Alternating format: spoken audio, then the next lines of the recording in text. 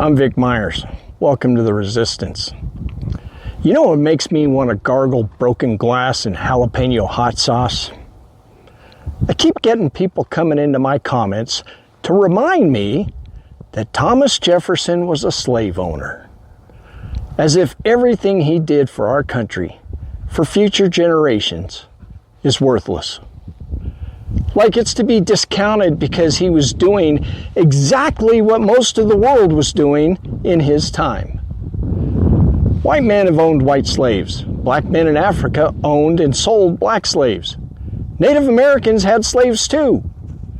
Slavery was practiced on every continent on this planet. It wasn't invented in America. It's older than the Bible, and the Bible doesn't even condemn it. It endorses it. That doesn't make it right. It makes it history. And here's what I'm sick of. People acting like owning slaves means Jefferson couldn't have been great. He was great, even though he owned slaves, even though he lived in a brutal time, even though he was part of a system that we now recognize as evil. His greatness doesn't come from rising above all that. It comes from giving the world an idea that outlasted it. He didn't just survive history, he shaped the future. He helped build a nation on a new idea that liberty isn't granted by rulers, it belongs to people.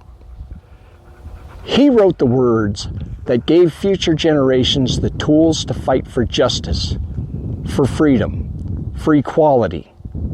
Not because he was perfect, but because he was bold, because he was brilliant, because he dared to say what no one else had. All men are created equal. That line from the Declaration of Independence changed the world.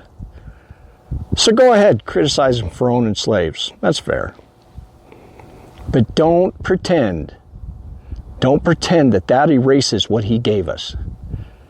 Because the idea that he put on paper, that all people are created equal, that's the reason we've been able to fight for justice ever since. It's not a footnote. It's his legacy. And we're still trying to live up to it, rather. And let me say this too.